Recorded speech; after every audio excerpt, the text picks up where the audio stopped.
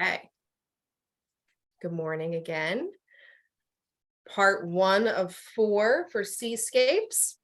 I'm working on, once I switch cameras, you'll see a little bit better, but I'm working on an old piece. It's a scrap piece of paper that I had laying down below. So it's a little dirty. You'll see it's a little dirty, but it should be fine. I'll just paint right over that.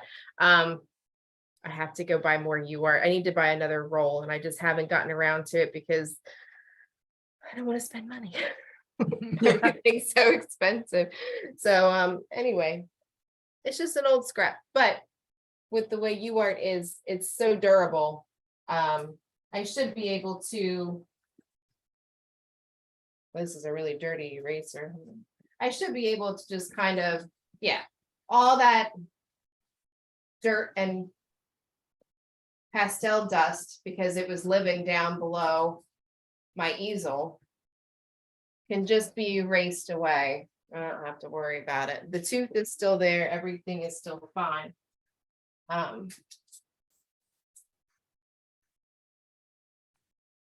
it's really dirty, but that's okay. That's okay.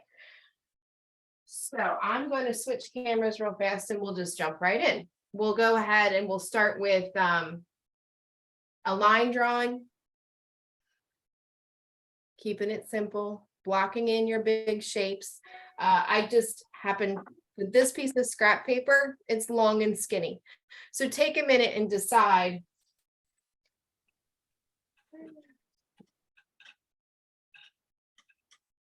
So when I printed my image, it's also long and skinny.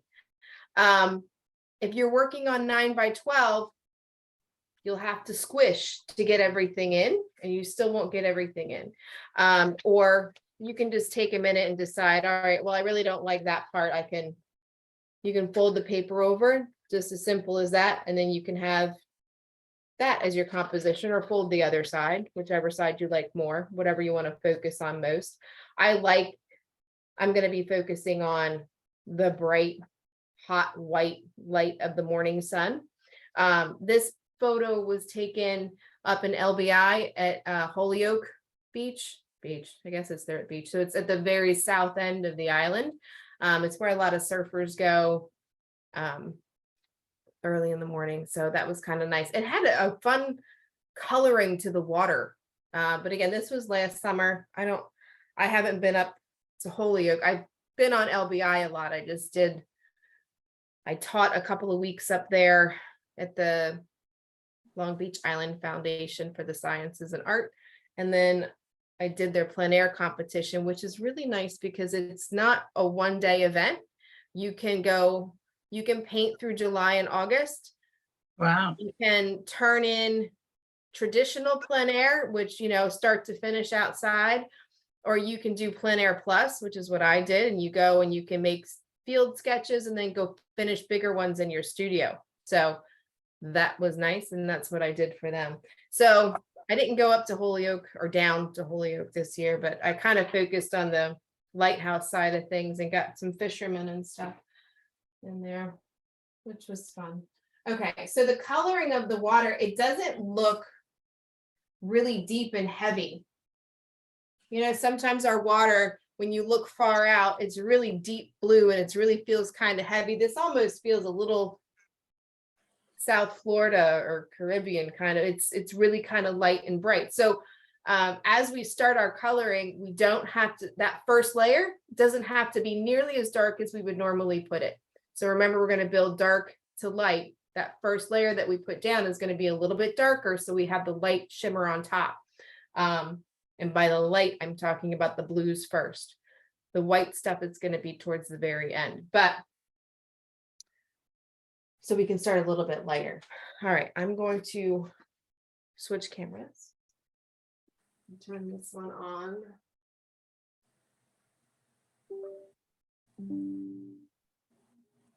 No photos for import. That's not what I'm doing.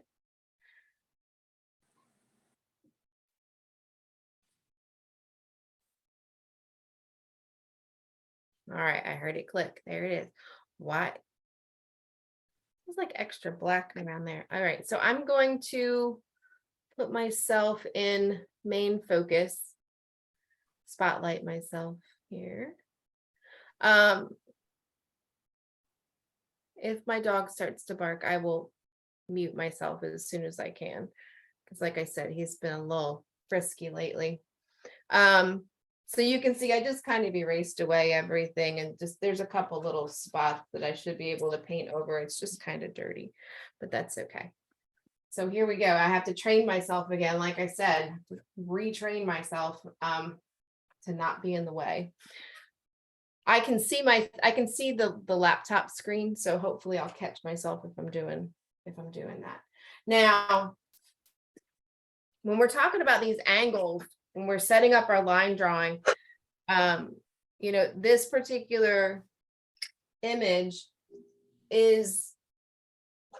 it's not a straight on image, because sometimes those can be boring. Those can be fun when you have a big crash in front of you and stuff. But for right now, they're kind of, you know, if it's a little bit low and you want a little bit more dynamic of a composition, we'll have something offset a little bit. So, but those angles are super important to get. So I have my skewer, and just for the quick part of the line drawing, I'm just going to check my angles to make sure I can get all that in there. And looking at this, I need the sky. I'm going to move this over for a second, because talking about an image with a blank piece of paper feels funny. All right, so I'm going to put this here for a second.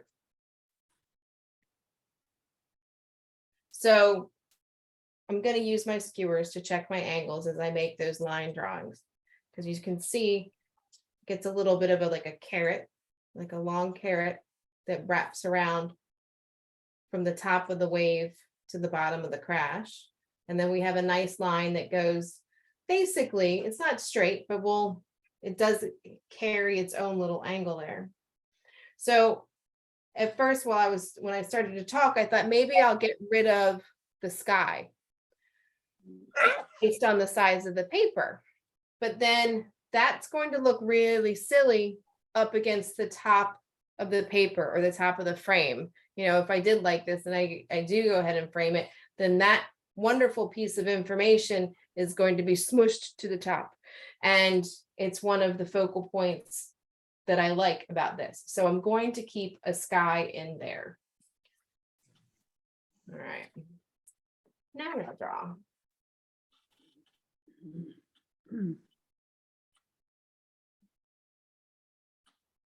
Okay.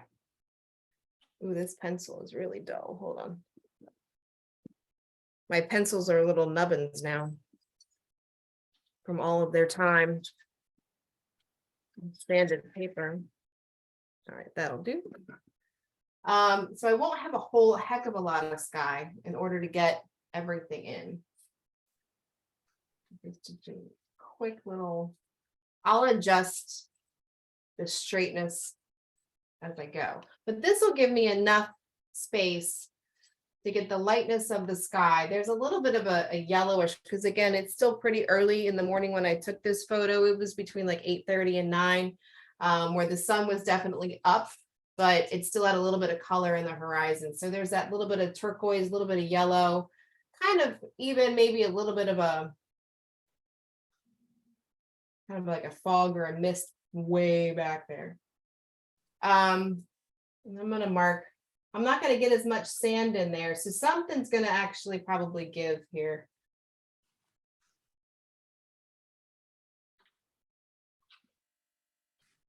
You know what? I'm going to go ahead. I'm going to leave it open. I know I'm probably going to, about this much of the image I won't be able to get. And this is a moving object, so while it doesn't have to be 100% precise, the basic formation of the angles does need to be precise.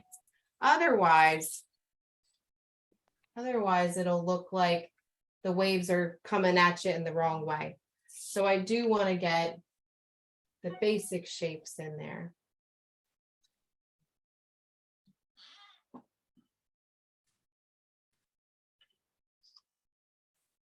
But I don't have to go crazy. Not yet. with information. So the shadows, because of the time of day, the light's coming from behind, the shadows are in front of the crash, and you can kind of just see where those shadows are going to be blocked in. I am notating those because that's kind of important with the first layer of color.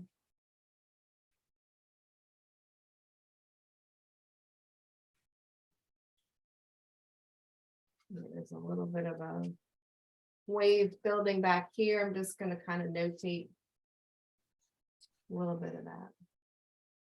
Okay. So take a minute and get your line drawn, get your composition in place. I'm going to pause the recording for that.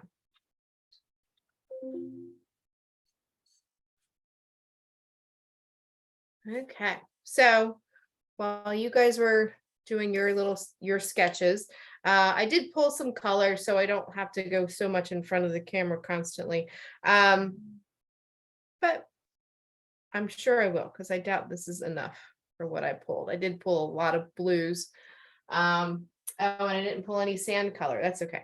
So, like I said, we're going to go dark to light because the light layers better on top of dark, and having that little bit of dark color underneath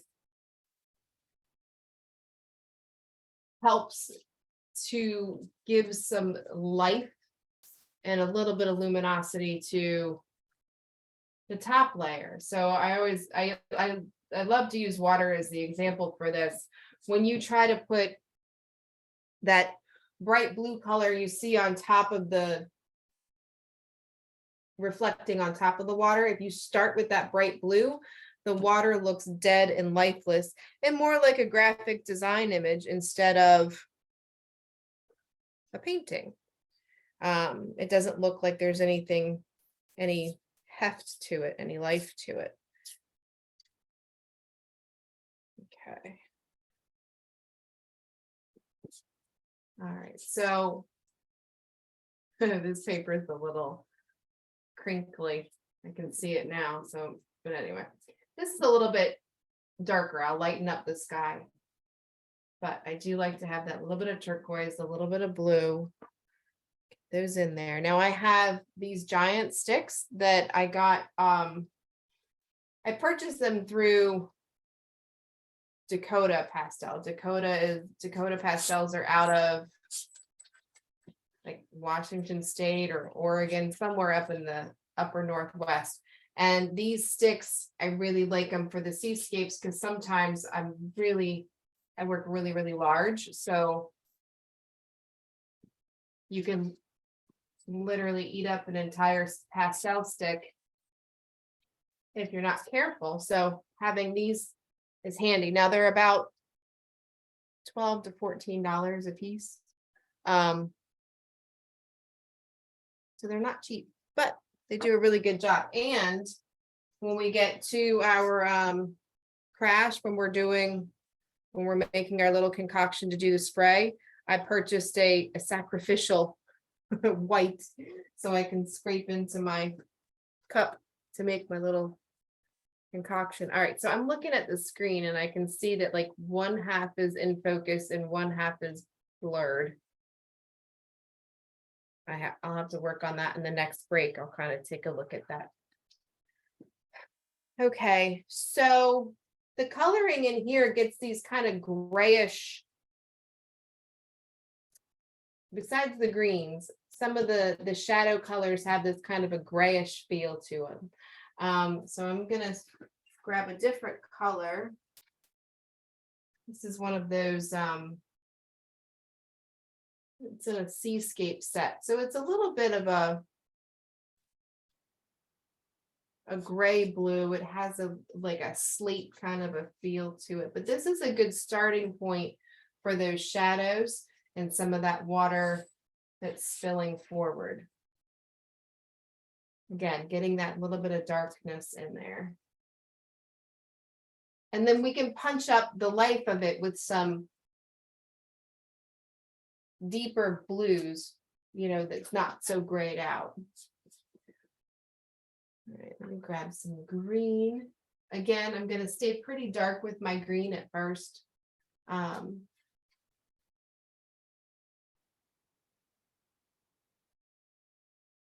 Since I'm kind of facing the other way, can you still hear me as well? Because my laptop is what picks up the sound. And so now Yeah, we can hear you. We can hear okay. you. All right, good. Good. Yeah, I didn't even think about that because the laptop is to my right, but now I'm facing my left. This is all a little awkward for me. All right, so this is actually green. I'm looking at my screen and it looks quite black. This is like a nice deep forest green in there. I won't use that much anymore anyway. That one's not much lighter in value, so you probably won't see much of a difference there. But those are definitely greens. Okay, I want to get a little bit of sand in there. Get a little bit of the light color.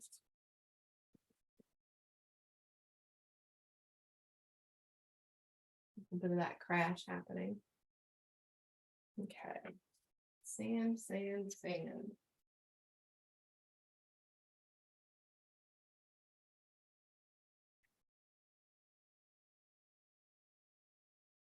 So the wet sand here is kind of, it's all wet sand. It's not the reflective wet sand. It's just wet sand, which makes it look really dull and taupey brown.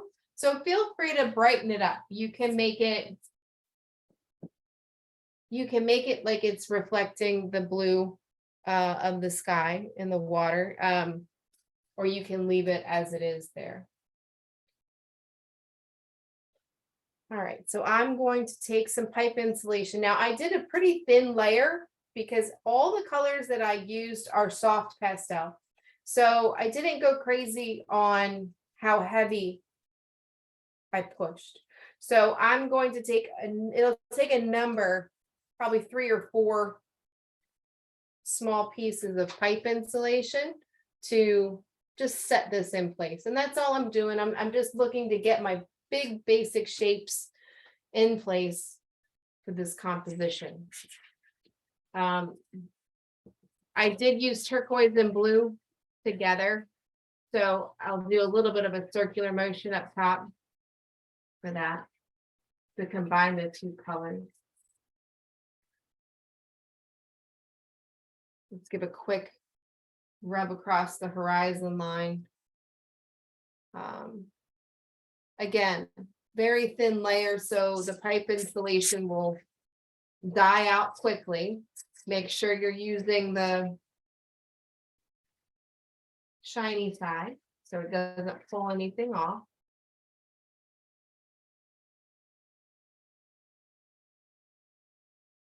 I'm going in the direction, the movement of the water, so I can just kind of remember, right, this piece is dead. Switching. So because I went pretty light, I'm seeing more tooth again, but that's fine. It still has a bit of a hint to it.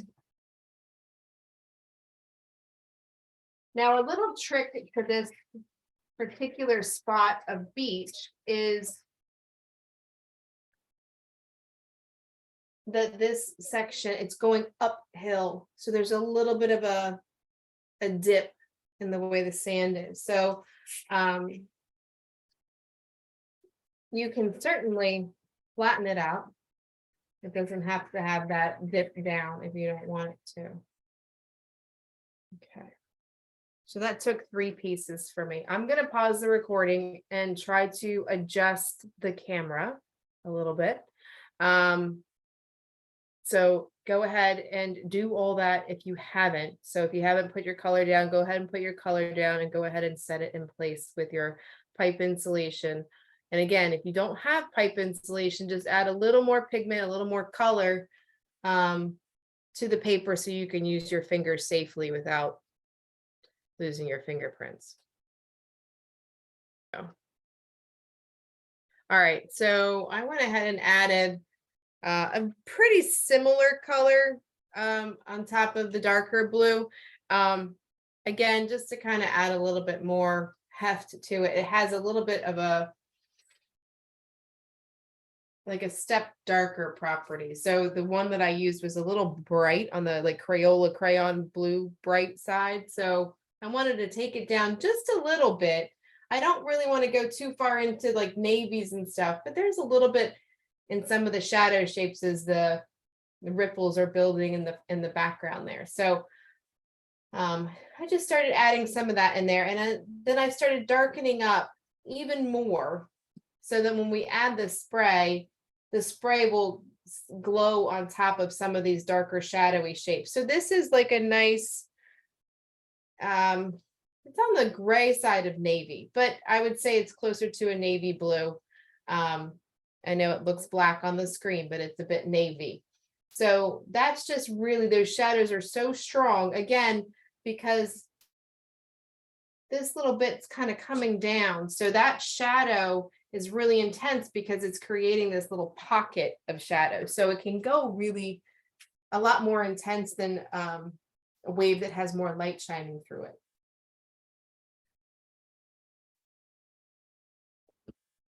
I'm going to work on the sky for just a minute too. I want to get that just out of the way because it's the simplest part of the entire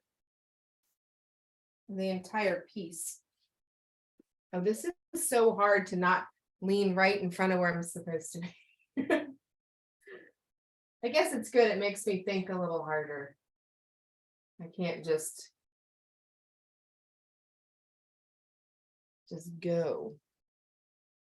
All right, that's pretty close to what I had there. So I want to lighten it up a little bit. I think I'm going to put a little bit of a creamy, like a light, I don't want a lemony yellow, and I don't want a dull cream of a yellow, but I want a little hint of a yellow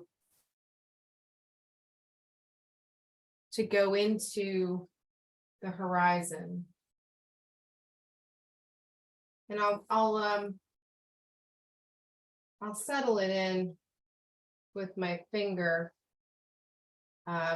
This is a Rembrandt that I just ran across, and you can see again, I was talking about crinkles in the paper, so you can see some of my crinkles, but once I blend it down, the crinkles kind of go away.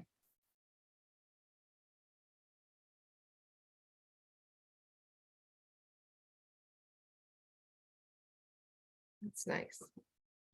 I like that little bit of yellow. So again, this was a Rembrandt, a little bit harder, so I have to push a little harder, but when you want a little bit of a subtle color, you can add the little bit of a harder pastel on top of the soft, and you just get a little drag. And that little drag mixes nicely with the softer.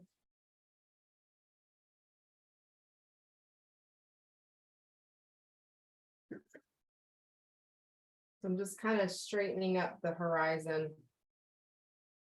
too at the same time with that color, which I may regret because I haven't really touched much of the dark. So I might mess it up a little bit once I work on the darker part of the horizon line there.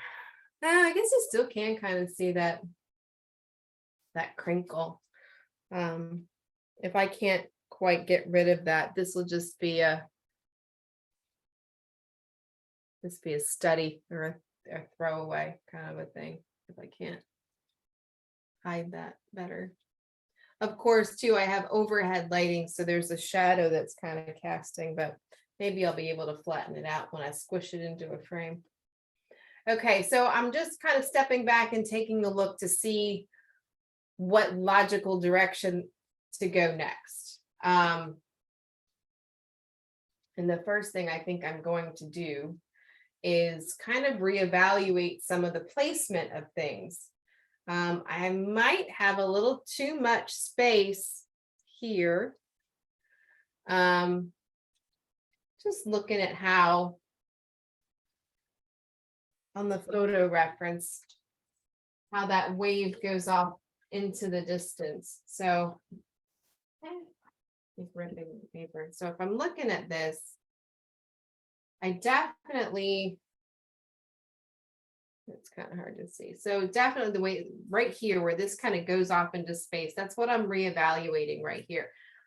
That green, I don't necessarily have enough space to give that nice smooth line of a swoop. I love that swoop. This day produced a lot of good wave paintings for me because it was, you had a little bit of crash, but you had these really smooth, soft, subtle lines that came across the waves there. So I want to capture that again. So I'm going to adjust, I think, a little bit. I'm going to adjust my photo reference by folding it to a little bit more realistic composition that matches a little bit better. So folding that little end off kind of matches a little bit better than what I have it right now. Put that back down.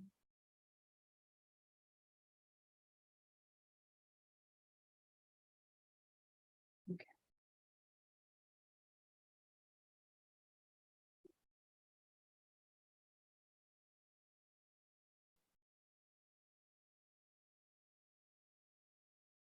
My wintertime project is to get better Wi-Fi so I can lock the dog out of my studio. I have to, my Wi-Fi is upstairs at the opposite corner of the house. So I have to keep all the doors open in between to get the best reception, I guess is the word.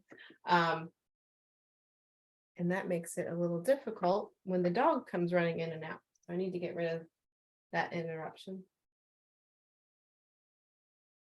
Okay, so if I'm looking at adjusting, so this is the point for anybody. If you need to adjust, now is the time to adjust before you get any details that you're really in love with. Because we all do that. We kind of get excited and we get a little too far here. So I want to kind of move this up and back. So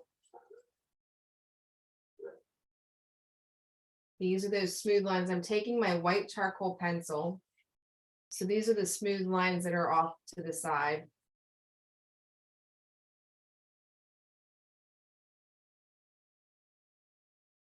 Okay.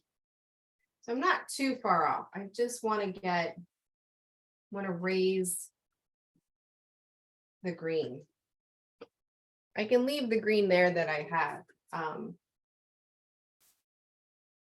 Now I'll just kind of mark that in.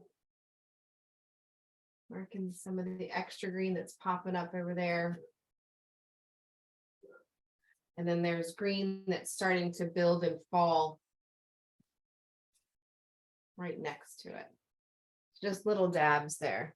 So now I have enough room to get the smooth lines that go up and across that part of the wave. And then I have enough to get more of the foam that's coming forward. So, like I said, if you are following the photo exactly, I lost my skewer.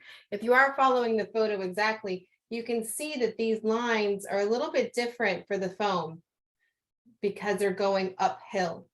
If this were a flat, they would almost be horizontal, but they have a little bit of a curve because they're going down back into the wave instead of just flat out. So when we get to that, that's, we keep that in mind.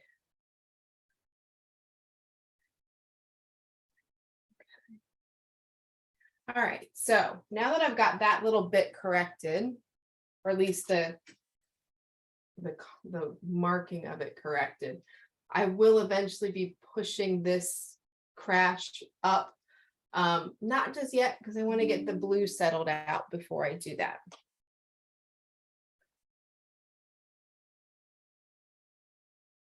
So I think now that I've got that bit corrected, my next logical step is to work on the large body of distant blue water.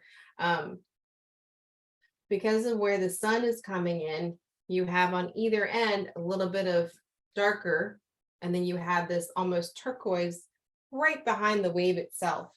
To work yourself into the light of blues can be a little tricky because blues, just like pink, just like lavender, they get a little white and they can get a little dull. And then some of the darker medium blues are too dark and they're too much. So to try and bring them into that lovely reflective turquoise blue can be a little tricky. And it does take multiple colors, I have found, to get it to where I want it to be. And I do have some favorites, but I have found that I still need to adjust my favorites. It's a challenge for me to change up my color palette. And I think that's what makes waves interesting, is how you can change up your color palette. And if you don't, then all your waves look exactly the same. And so I'm personally working on making my waves have their own personalities, you know. I don't want it to look like it's all from the same exact day. So that blue, I picked up a darker blue, but it turned out to be a little bit more gray than I want it to be. This one is a new pastel. I would say it's ultramarine, but I don't think it is. It has a little bit of a teal, like a blue green to it. So I'm just dragging it gently on its side closer to the corner and giving it a little shimmy across the water. And what that's doing is it's skipping some areas, letting some of the light shine through, but at the same time, it's giving you that feel that there's movement and that there's a little bit of shadow. So there's a little bit of a wave right over a hump in my paper. So I'll be fighting that for a second. So it's just a little shimmy back and forth. And I'm going to do it on this side too. Because again, like I said, the sun shining through.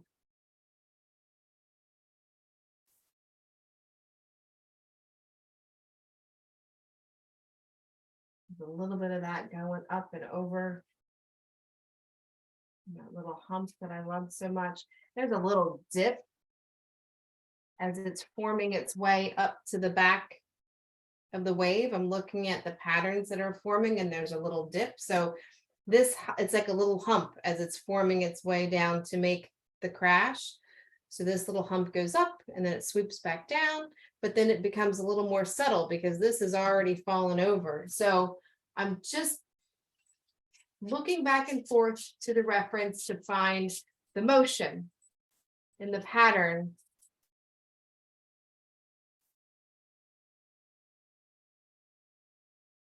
As it flows. Now, of course, everything changes. So it's not one pattern that goes across the entire paper, right? We have so many other little patterns of motion that hang out in there. So it's important to not get carried away. Like, oh, I'm shuffling and just keep going.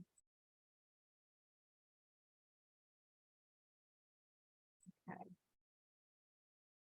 I'm going to add a little bit of this color into the crash as well.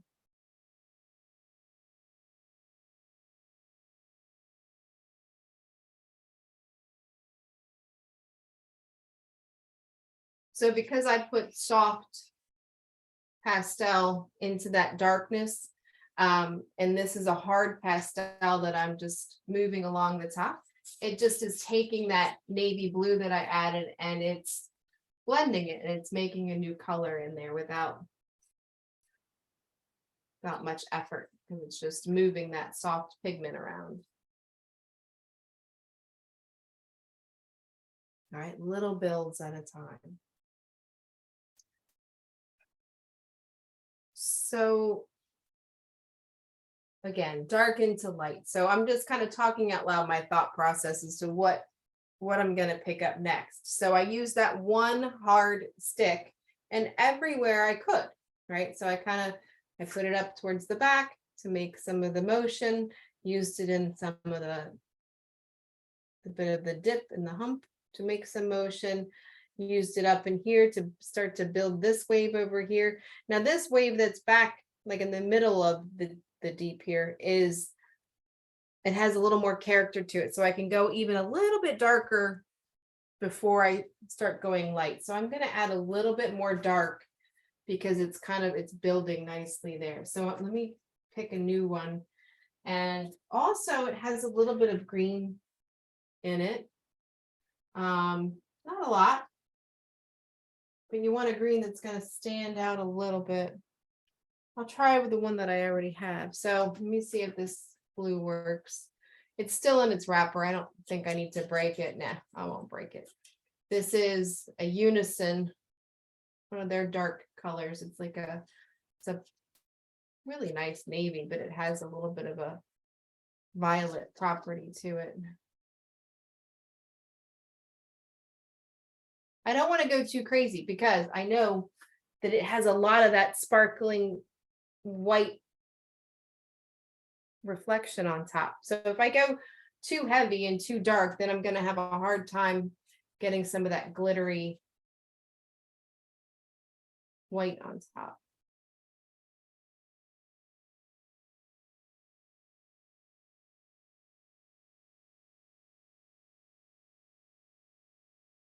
And again, this doesn't have to be perfect. This little wave back here, all this water back here is not the star of the show. Not yet, not until we put some of that glitter on there. So it doesn't have to be a perfect representation, just close, right? Just a little close.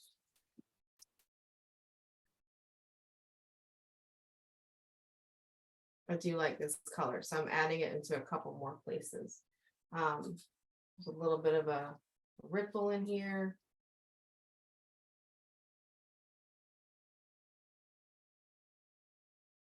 Really deep shadows again.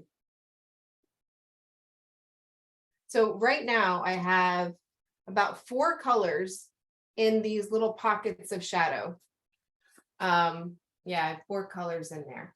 And none of them are blended except that very first layer that I set in place. But everything else, I'm letting the pastel do the work.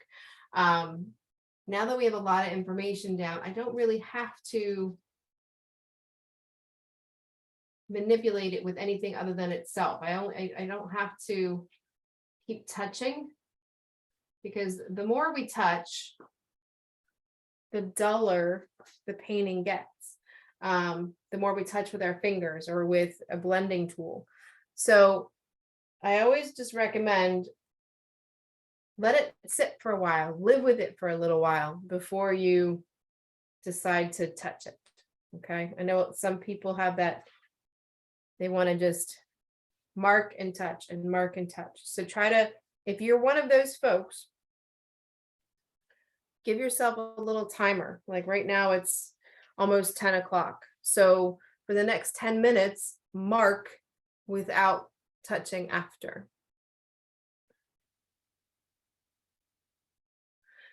If you have not done so, stand back, get up and stand away from your painting and take a look at the feel of it. See if you feel like you're going in the right direction. Can you see the overall composition? Can you see a little bit of motion? You should be able to clearly see where you're going with your shadows and a little bit of motion in there. So just take a minute and step back and look, because the farther we get, the harder it is to adjust that part of the painting. So take a minute and do that.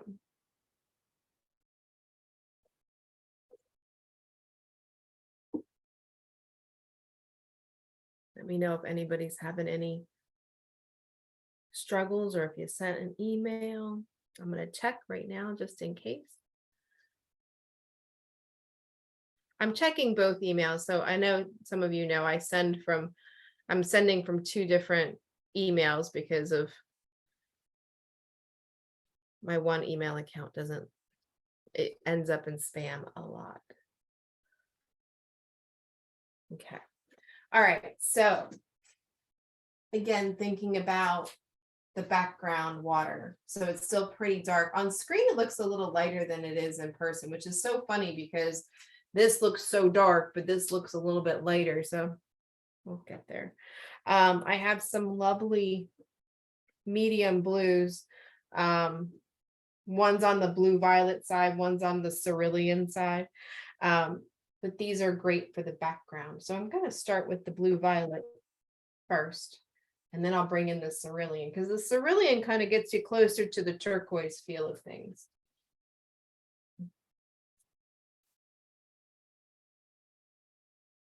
So again, same little shuffle and shimmy, right along with, some of it covers a little bit of the new pastel, some of it doesn't. Don't worry if it completely covers, but we're not making a whole new color. We want the colors to lay together and play together. So they're going to lay side by side, a little bit on top, a little bit of connection, but ultimately they're just kind of playing together. They're just hanging out. Nothing's more dominant than the other.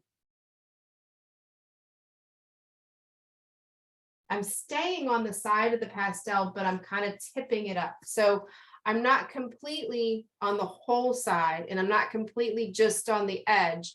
I just got a little bit of a swipe, maybe like 1/4 of a fatter stick. And working on that swoop, gently building it.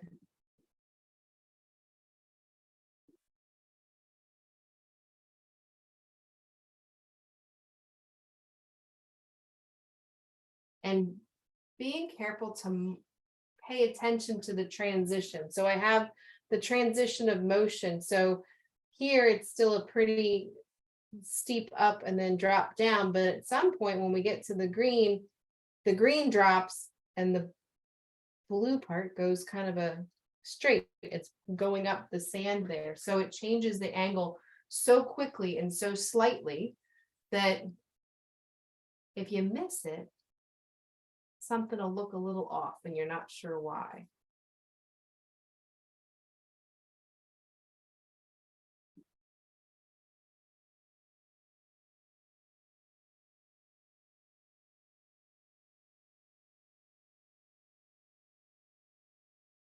Now, I know I'm going to be crashing some splatter right up behind it. So I don't have to be too tight in this area because I'll be adding some of that bright white crash, which actually, now let me say that out loud, it's not going to be as bright as the shimmer on the water. The shimmer on the water is the brightest part. Next brightest part is the shimmer on this foam up front. And the crash itself is actually pretty into the gray scale of things. It's not as bright as a midday would be. All right. So that's my blue violet in there. Now I'm going to go into the cerulean side of things. I have 2 of them out. One's a little darker than the other. Let me test. Let me do a little test run over here. Now that's still pretty dark. So this one can go towards the back. But this one gets a little gray. That's my problem. So I guess I'll need both. All right, so I'm going to start with my darker one. And then I can layer in light. So it's changing hue, but not value. So I'm adding that little bit of a different blue green, but the value is still the same. So it's still that nice medium blue.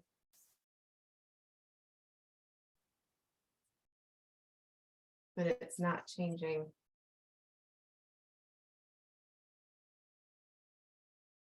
how much light. So I'm going to use it as a layering point here.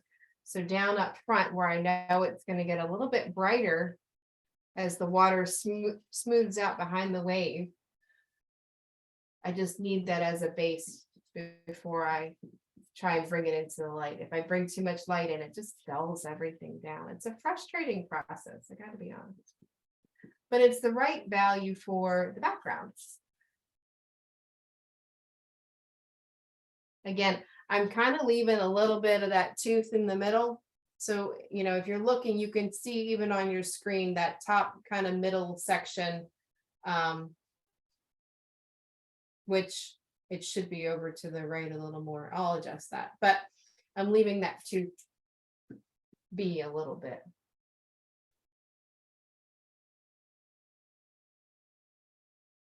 Okay. Let's see this one. Oh, that's way green. Okay. Hold on.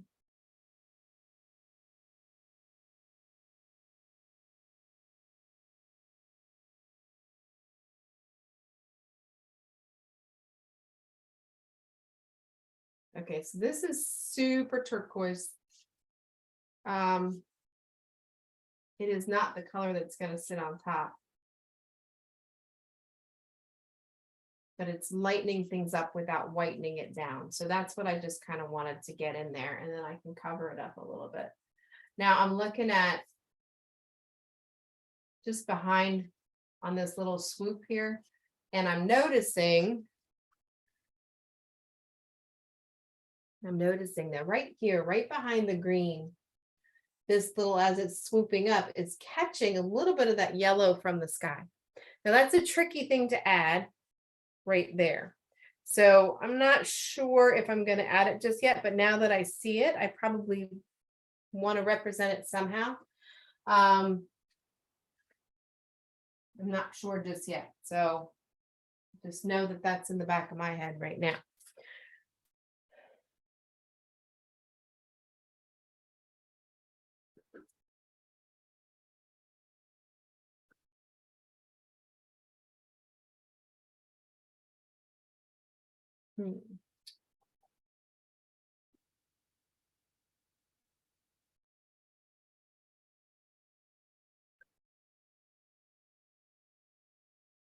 Yeah. I'm going to pause that. This is my doctor's office. So I'm going to pause this and mute you guys. Hold on just 1 second. Okay, so I was just looking at some more blues. Again, to bring into the light. This is a little on the violet side. Ooh, but they're working nicely together. I'm just kind of gently dragging right along with that crazy turquoise I put in there. And I kind of like that. I am going to look for something with that yellow family. If I don't like it, I can take it out. It's not a big deal. But it's like one of those things, once you see it.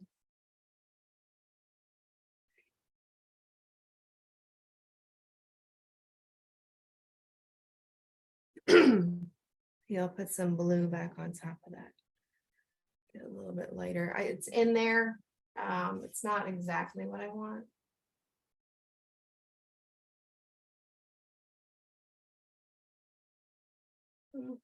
It's okay. Just okay, I guess.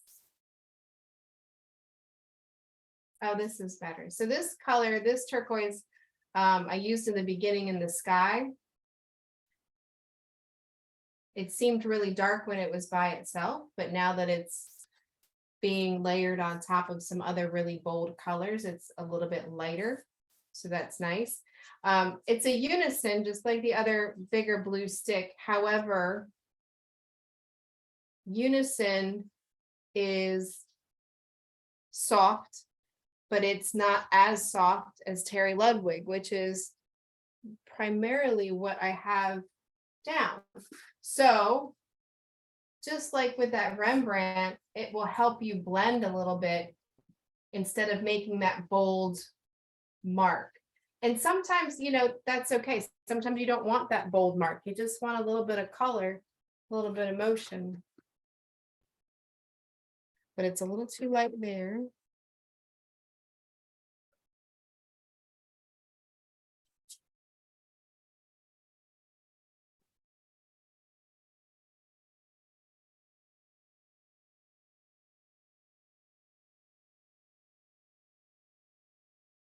Yeah, I have this one little crease that's going right there too. Whoopsie. Okay. All right. So I'm going to stop playing with the blue for a little bit. So, because when I step back, I see motion, right? Especially if I look on my computer screen. That even helps me take it away a step further. So how's everybody going? Are you guys painting along with me, or are you waiting for me so you can paint? I don't want to rush you, but I don't want you to be bored. Yeah. I'm trying to follow you, do with you, but not easy. I'm a little slow today. Okay, no worries. All right, so here's what I'm going to do. I'm going to pause the recording. All right, so from this point forward, we have about an hour left. So I pulled, while you guys were working, I pulled a couple more colors out so we could focus on getting some more information down in here before we worked on some of that shiny stuff up top. So we mentioned it a little bit already. So the colors down in here are a little more on the gray side of things, which is fun.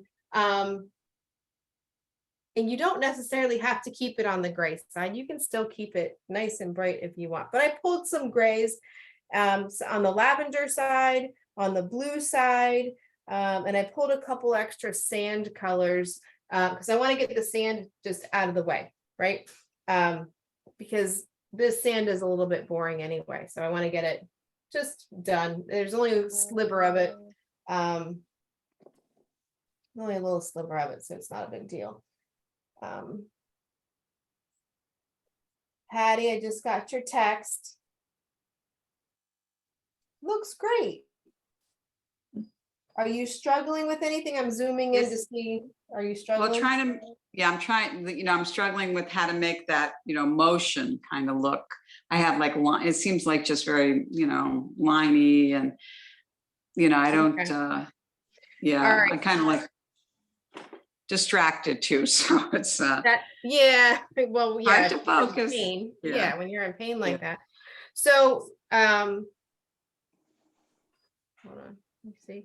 Okay, can you see? I'm on my phone there, so Yeah. right here I can see the motion going up the green and falling back down. So that's great. But the rest in the back section here, where you're talking about the lines getting a little broken, sometimes you have a tendency to make a line, pick it up, start again, make a line, pick it up, start again. So for you, I want to challenge you to just keep it. You're going to like shimmy your way across the paper. Okay. So instead of mark, pick up, you're just going to kind of keep it down and just kind of, and that will help connect the markings that you already have.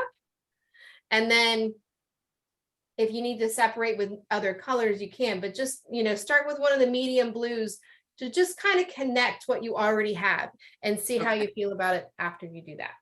Great, thank you. You're welcome. Okay, so here we go. We got some, I haven't really even worked on the green much at all. There's not a lot of green in there, but I haven't really worked on how this loops. There's a nice little hump in here. So maybe I'm going to define that real fast. Because right now it just looks like a little sliver. It's not quite the shape that I want it to be. Okay. Change up that green a little bit. So that green, again, I'm trying not to, it's too bright. We've in past, talk about the concept of, you were going from, this was my phone that took the picture, to my computer, to my printer, to your printer, all that kind of stuff. So I'm trying not to match the colors. But I just want to get, close to the right information. Okay. A lot of work to do on that green, not quite there yet.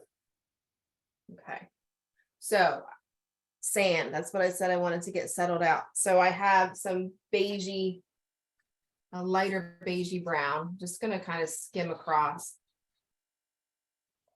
Just to lighten it up a little bit.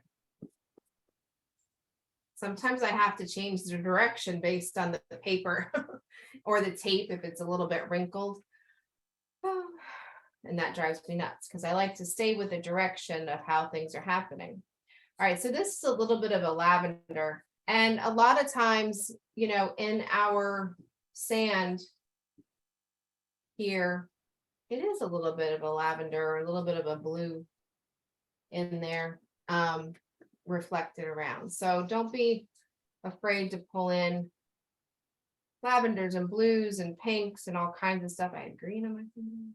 I'm gonna blend that a little bit just because I'm trying to, it is smooth.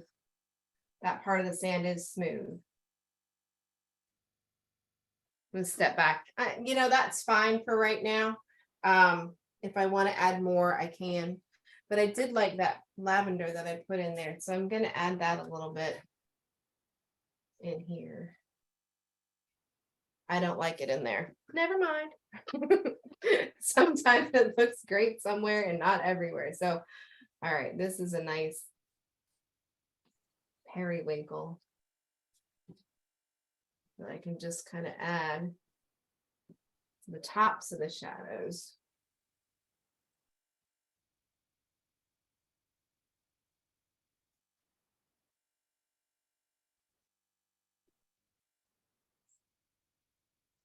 Now I can start to shape a little bit some of the water as it comes up. So I need a little more dark. A little dark in there again. Not that dark.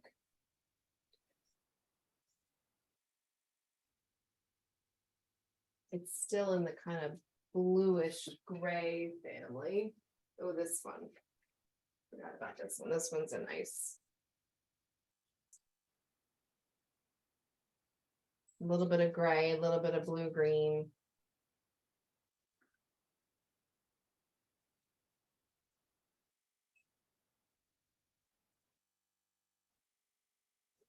So again, I'm thinking about what lies beneath. So when we're working on the foam area, try to peel back that top layer of foam in your mind. Try to think about it, what lies below the foam. All the bits of information in between the foam, in between that sparkle, it's a little bit darker. So we need to get that information down before we put that bit of light on top, because if we just start to try to put the light in, now we got to paint the dark around it, and that's no fun. This is a little bit of purple. I'm just kind of going over some of that blue green. It looked a little too green for my taste, so I'm gonna settle it down a little bit.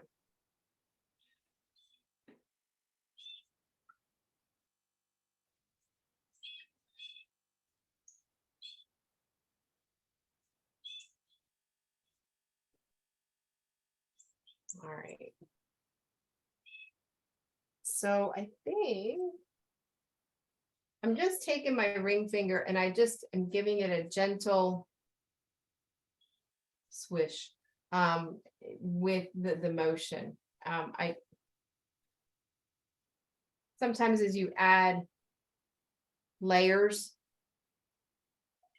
to the texture of the paper, the pigment only sits on top of the same spot over and over again, leaving you these little holes, and they get a little bit annoying. So I'm just gently shuffling. I'm not pushing it into the paper. I'm just kind of gently setting it, moving it.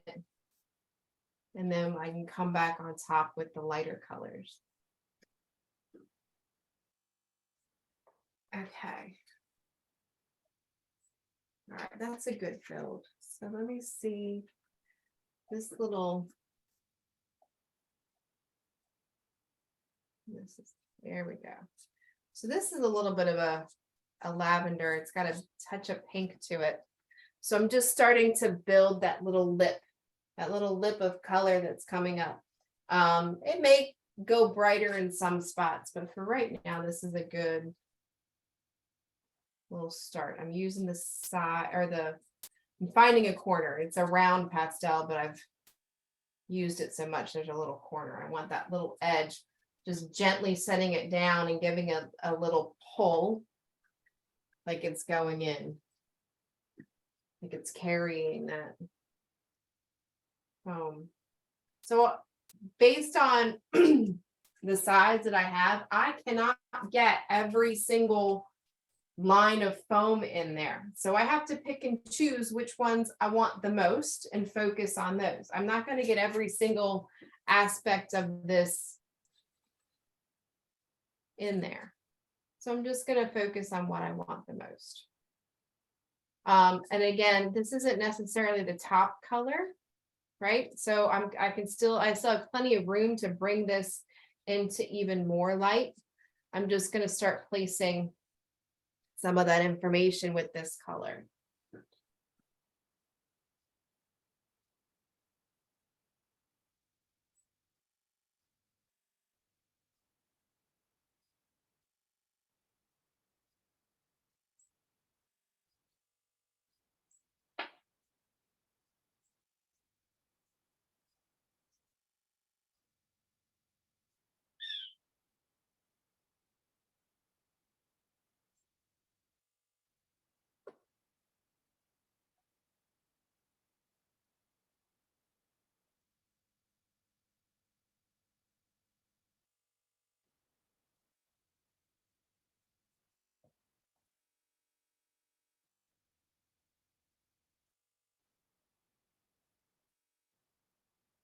I tell you what, this is really weird to shift my body to a whole different.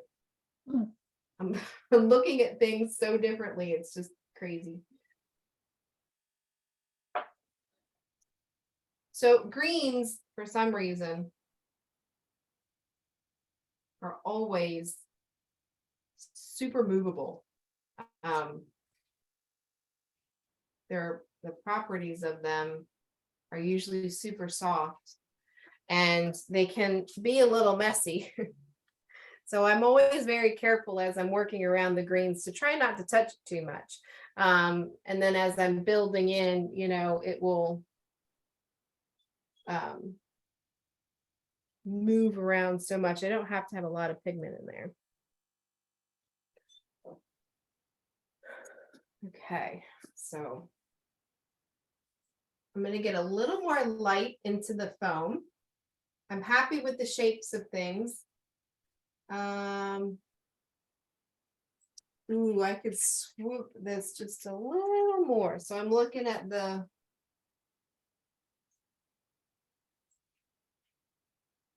it's sometimes it can be a little challenging to get a natural motion when you're trying to be, loose and not so specific, and then you're trying to get this to capture that motion. So I want to adjust the shape again.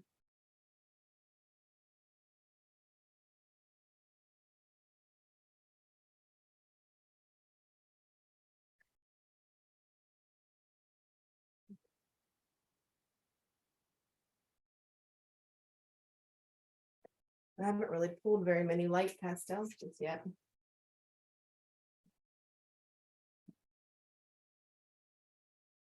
So this is a lighter blue. It's not quite the lightest, but for this bit of crash, it might come close to being the lightest, but I can start to add a little bit of it to the foam because it is a step lighter.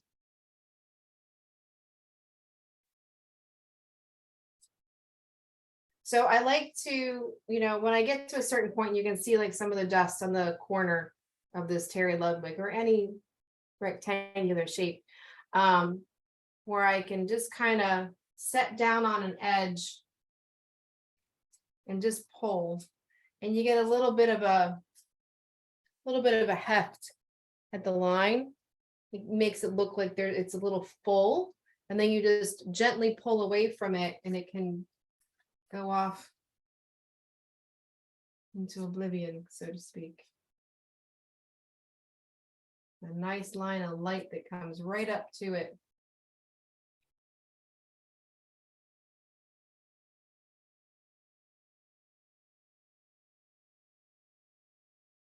Now, you can always use,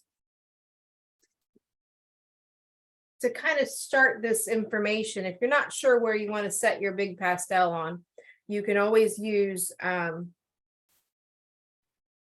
white charcoal, just to set yourself up for your little roadmap of foam. I do that a lot, especially on the larger pieces. I don't want to go in without a plan.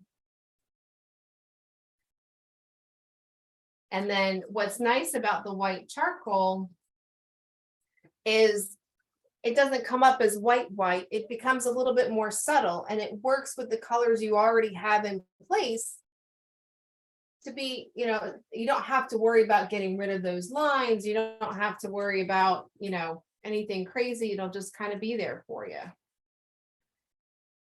You can use it to blend, you can use it to shuffle. It's just kind of nice. But you're not really going to get that bright white mark that you might think you want. All right, let me get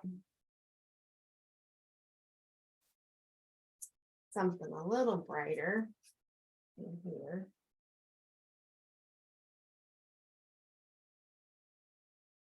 Now, once again, so a few minutes ago, I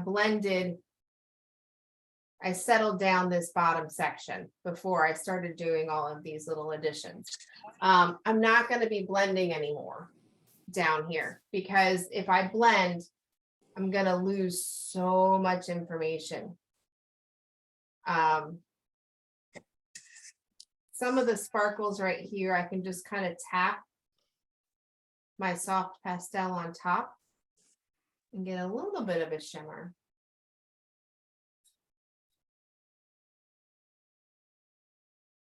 I'm going to sharpen up and lighten up some of these edges here.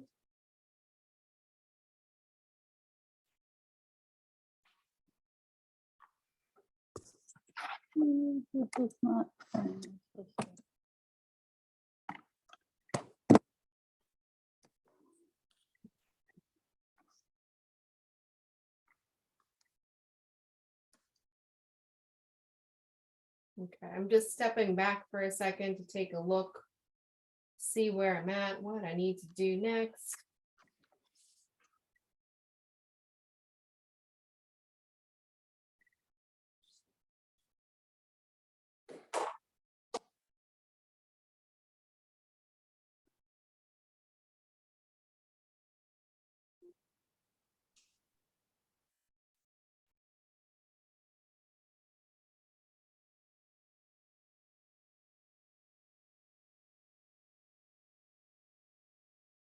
Right, so this is a hazard of the angle.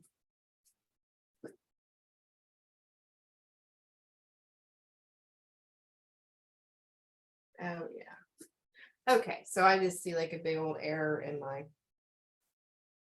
pump there. I'll have to figure out how I'm going to resolve that. I have this going up too high. These should be kind of even. So let me take a paintbrush and knock down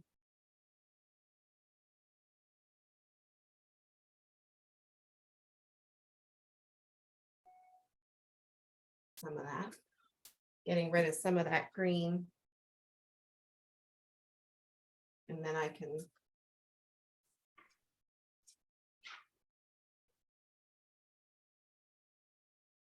there we go. So I just cleared away some of the pigment off the tooth and was able to straighten up that little spot there and move on. So don't forget, you know, when you're not happy with what you have, you don't have to scrap it. You can just take a little bit of a stiff bristle paintbrush and scrape some of it away. All right, so I'm going to get a little bit more brightness here in this bit of crash. Some of it's getting a little smeary, and then when you get a little bit of extra pigment in there and it gets a little bit too much. So I'm not going to worry about it too much because I know I'm going to spray on top of it with our toothbrush mixture.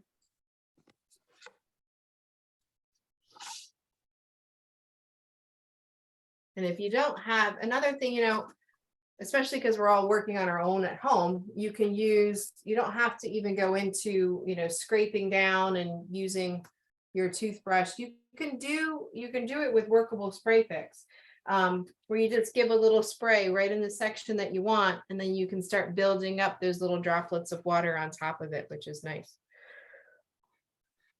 All right, it is 10:45. Oh, Dot. Oh yeah, you're back. I lost you for some reason. Okay. I had a problem. All right. Well, good. I'm glad you were able to come back on. Do you have any questions for where you're at or anything? Are you? I've been trying to do it all with you, but it's been hard. A little hectic? Yeah. One of your devices needs to get rid of the volume. Otherwise, you'll keep echoing. Or not the volume, the microphone. Okay, is that better? Yes. Okay. I think. We'll find out, huh? Sometimes the feedback is really, really strong and painful, but yours isn't so bad, so we should be okay.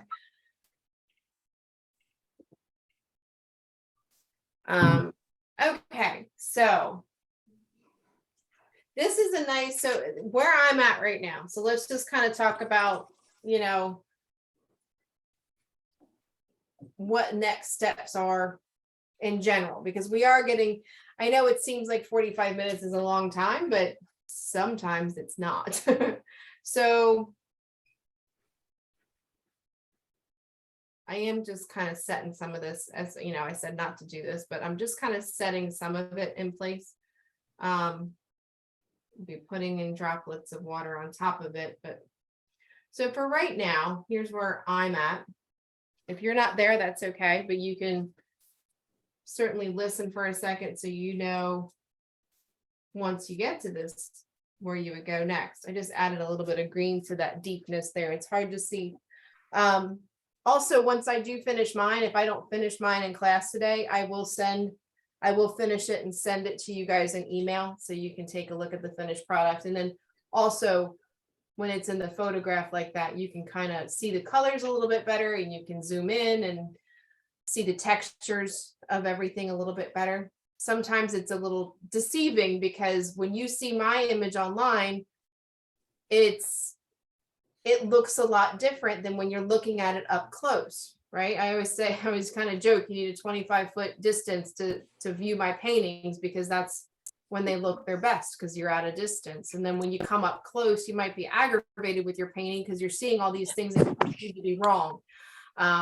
So that's why I tell you guys all the time to stop and step away, because that's when you're really going to see truly what's right and what's wrong. And a lot of the times you have more right than you have wrong.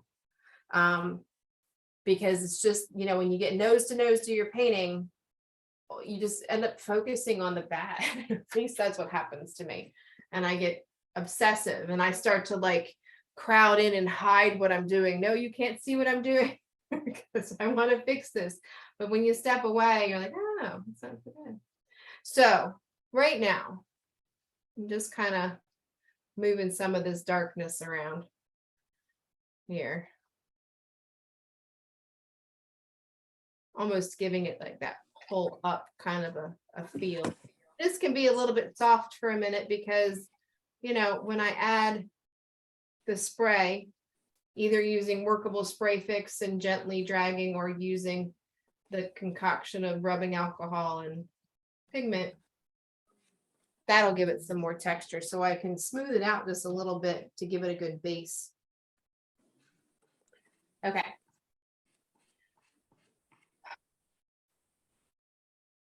I want to work on the sparkle in the water in the back. The scary part. I want to tackle the scary part. And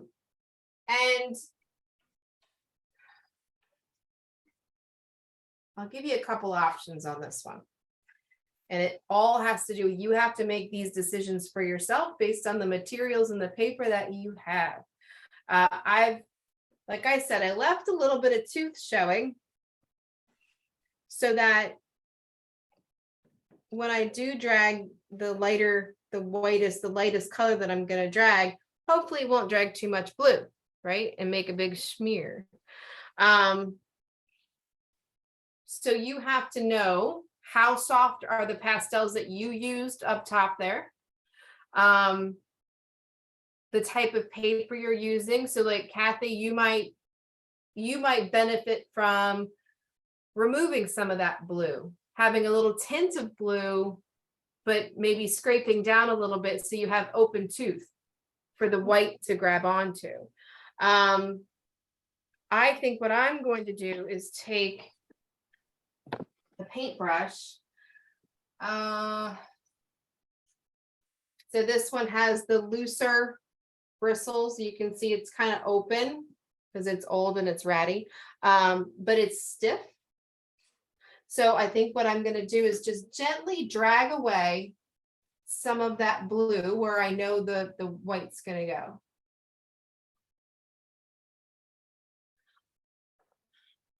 In just a couple of spots. It's not taking away all of it because I don't want it to take away all of it, right?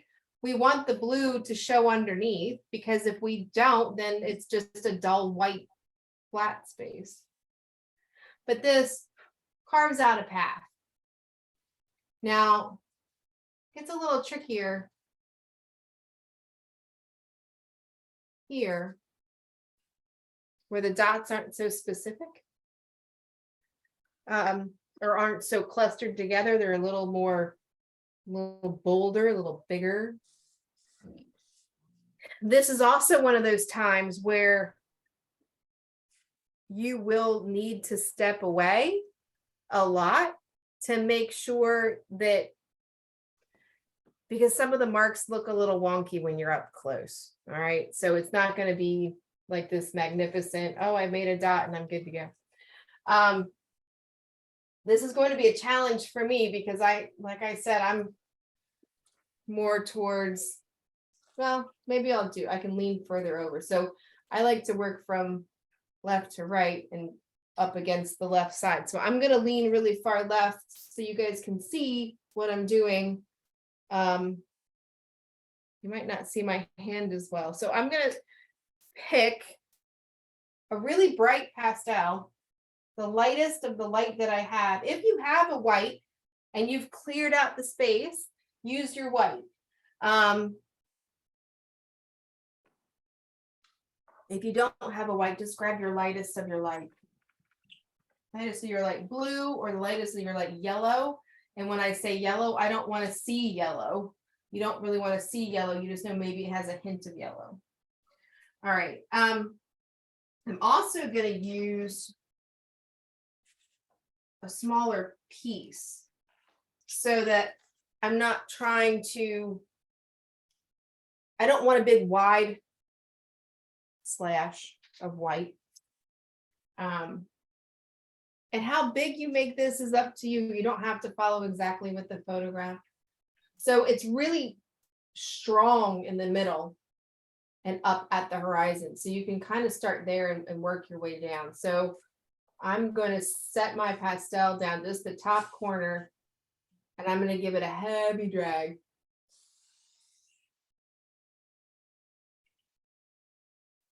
And I'll lift it up. So that's the beginning. Now, I didn't go all the way to the end, so I'm going to turn it onto the side and just give it a little pull. Now, I mean, that's almost the easiest mark so far. We need to now make it look more natural as it comes down. So I'm going to place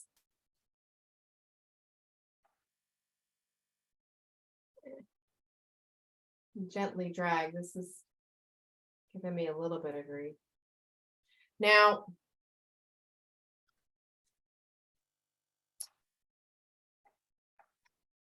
if you have a little too much pigment down, it's just going to drag and create a light blue.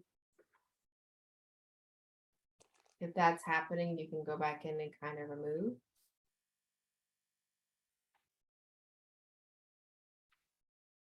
Now, the closer in we get, the more specific the dots are, right? It's easy to make those shimmers from a distance.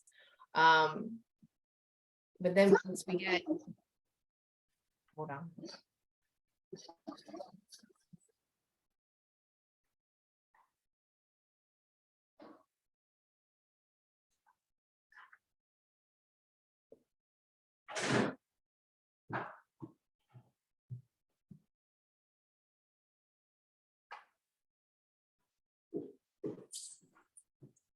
I think maybe the mailman's a little early tonight. I'm gonna let that be for a minute, right? It's not perfect, but I'm gonna let it be because that was a nice little drag. Now this section here on top of how this wave is building is a little more specific, right? So this is going to be a combination of a lot of pressure and trying to make natural rolling marks. So any of you that have done trees with me, and we do those rolling branches, this is super similar to that. Okay, so I'm pushing hard. They're little short marks. And then I can start to pull them out. Like there's a couple little dots out here. Do more than you think you need, and then you can take them away with your paintbrush. So if you, because at first it'll feel kind of cheesy, like it's not looking quite right, you know? So you need to do a little bit and then step back. So I'm just kind of giving it a rock on the top of my soft Terry Ludwig. It's a really light, I think it's got a little yellow tint to it. I'm just giving it a little rock. You can always go in with other colors, because looking at the photo reference, you know, there's a little bit, you can see other, and again, that could just be the photo itself. There's little bits of like lavender in there kind of reflecting. So I'm just doing this little bit of rocking. I can add a little bit of that motion up here. Sometimes if you have kind of a flat top to it, you can use the whole top to kind of rock in there. Get something a little more specific. Another thing you can do, you can scrape a little bit and lay it on the paper and smush it in with another piece of paper on top, or use like a palette knife. You know, I caution against that just a little bit, only, you know, depending on how rough you are with your paintings and how many locations your paintings need to go to, you know, because it's just kind of leaving you open for pigment to fall. And what I'm doing right now can also have a little bit of falling pigment. So I have to be careful once this one's framed too. So also with this, the shape of your pastel can make a pattern. So rotate the angle every now and again, so you don't have 100 little U's, you know, or it's just making like a U shape all over the place.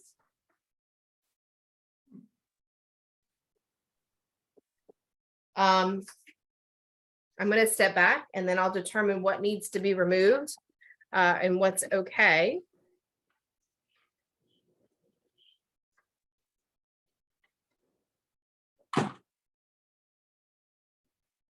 Okay, so I'm looking at it from a distance and I'm going, okay, well, some of it's a little tight together, some of it's a little much. I like the vibrancy of some of it, but some of it's just a little heavy. So I'm gonna take my paintbrush and maybe just kind of dab. I'm gonna loosen some of that up. It's always easier to go back in with the darks, so I can always darken it back up a little bit. But I can pull some away.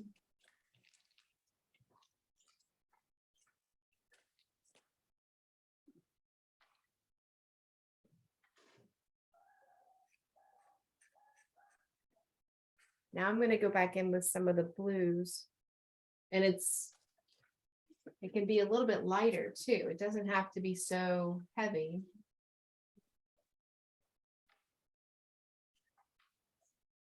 It's a tedious game, this part of it, right? It's not necessarily so cut and dry.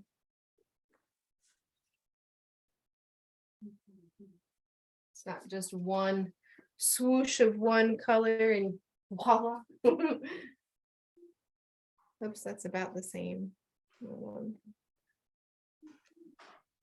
a little bit of turquoise in there.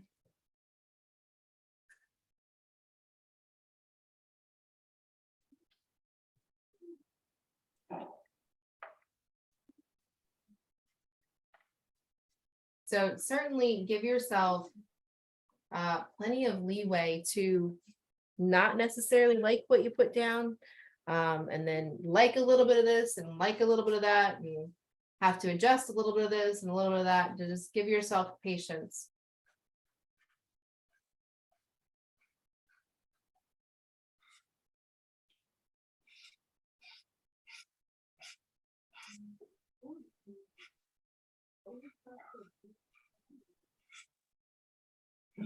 All right, so I filled in a little bit of tooth again. I knocked away some of that light. I filled a little bit more in.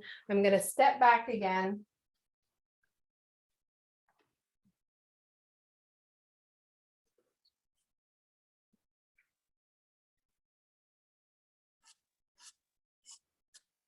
All right, I'm not totally offended by it.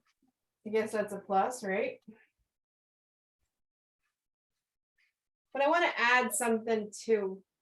I need to put a little bit more light in there. So I want to think about which stick I really want to use.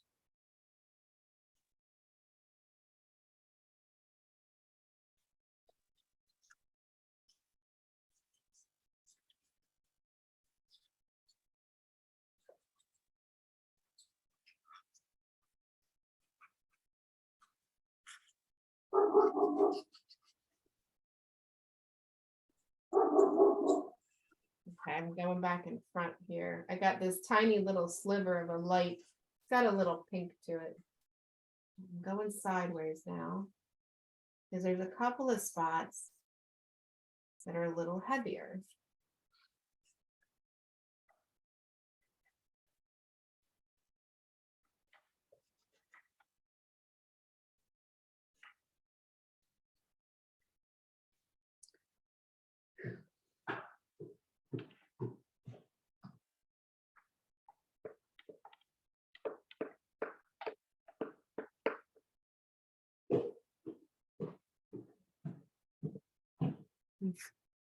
Not so bad. All right, while you guys are working, I'm going to pull up an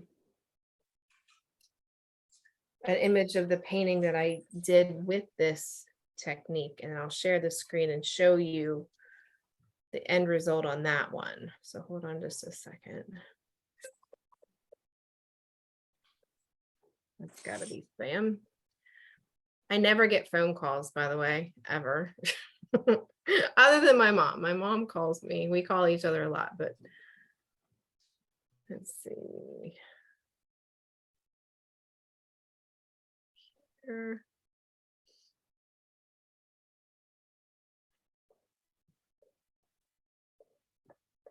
This is the one.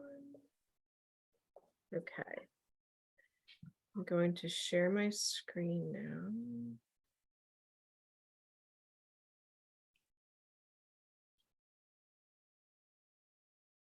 Okay, so this image here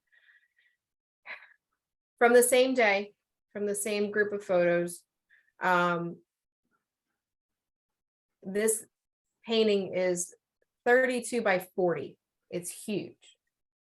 Okay, so keep that in mind when you're looking at it. I mean, it's huge. So, you know, all of these subtle little lines that I rocked in for that bright light, they're this almost, see, this is where it gets a little tricky, because they're almost the same size as the lines that I'm putting down on this tiny piece of paper. But in this large scale, when it's 32 by 40, I mean, this little section is probably as big as the entire piece of paper that I'm working on today. So just kind of remember that. You know, it can be intimidating to work really large, but there are pluses and minuses to working really large. And one of the pluses is you have a lot more room to get that tiny bit of information in.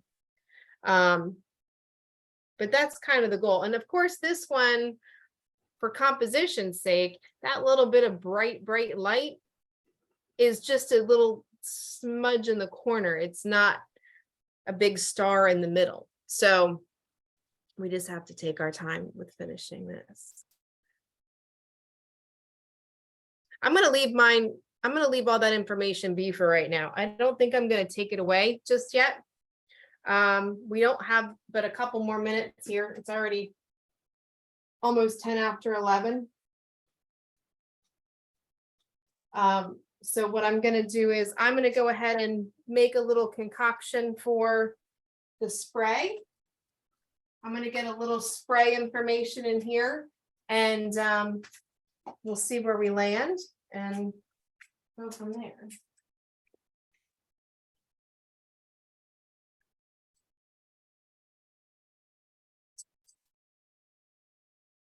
So I'm just taking my razor and scraping in a little bit of that large white one that I have. I also already have a little bit of color in this cup. It's my cup that I use all the time. I just put a little bit of blue in there since everything's not so bright white. I don't want the bright white. I don't want the bright white of the crash to compete with the bright white of the sunlight up here.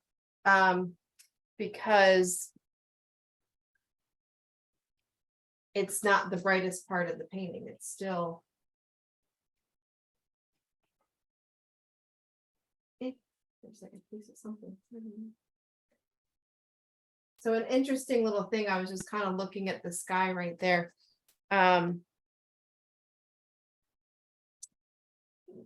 There is a distinct, the sky is a step darker than the white, because the sun's not right there, the sun's way up here, so it's shining, it's reflecting this here, so I can make this transition a little more noticeable. So I'm going to add a little bit of, it looks like a little bit of lavender, add a little bit of lavender to that horizon to create a little bit of a value shift. All right, seriously. Hold on, sorry.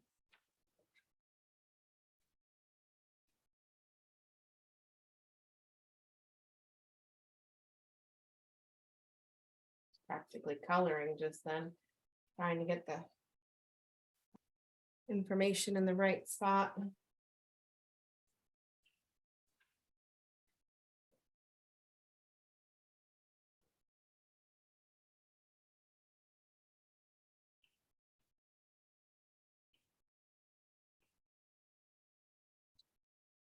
So I can tweak that a little bit. I solidified the top part of that line at the horizon. So you can see I'm shifting the value to make it a little bit darker in the sky so that the brightness of the water can shine through. I kind of wonked up my line a little bit for the horizon, but I can adjust that. I just want you to see the value shift first.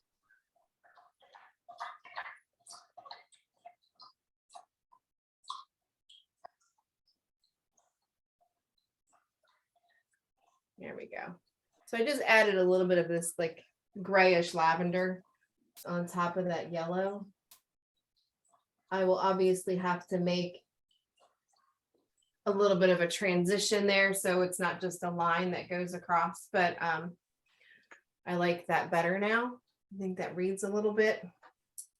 I can pop away a little bit just by tapping. So if I take the open end of that stiff bristled paintbrush and just kind of tap, it'll make some little holes for me in the white and opens it up just a little bit. That's even better for me. Okay, so back to the spray mixture. Get my rubbing alcohol.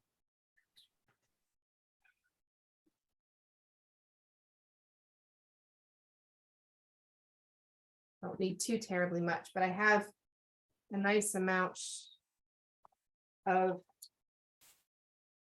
so this is the cup I keep at home. So it's already caked with pastel dust that I can reactivate with a little bit of rubbing alcohol. And then I don't have to put so much, I just keep this one cup. I don't have to put so much pigment the next time I go to make a little bit of spray. So this spray is pretty controlled. It's not, it's not a hugely windy day where you have that big spin drift and you have all kinds of action. So I'm going to keep my spray a little controlled and a little tight. So I can get a little closer to the paper. Sit with my tooth.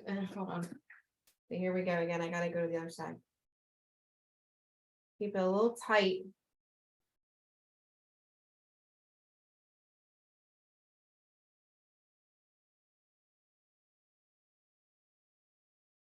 And I'll loosen it up down here.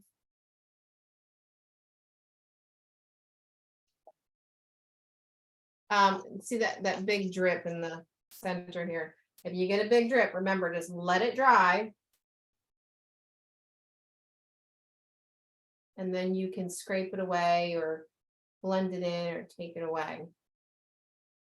I'm gonna let these, you gotta let the crash dry before you manipulate it, but you can do as many layers of the crash as you want.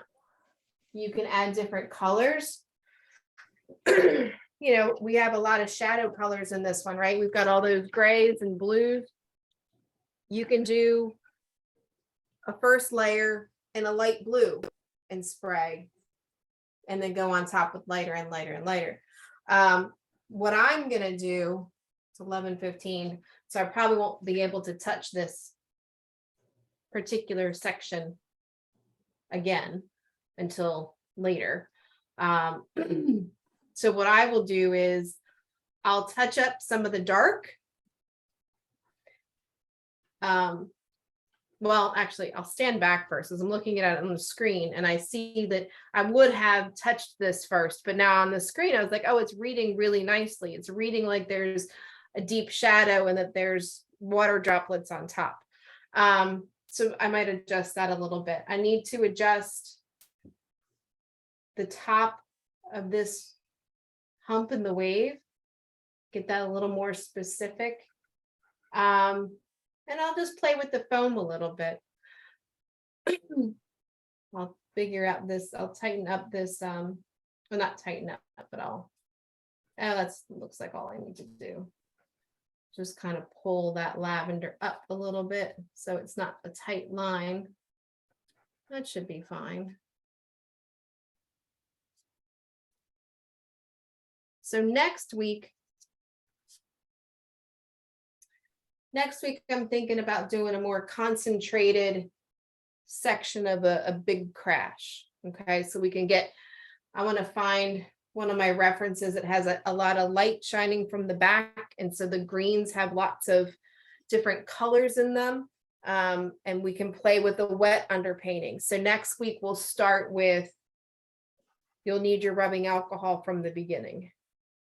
I'm gonna unspotlight myself and switch cameras. I'm gonna pause the recording. So that'll be, and then we can just kind of discuss where everybody's at.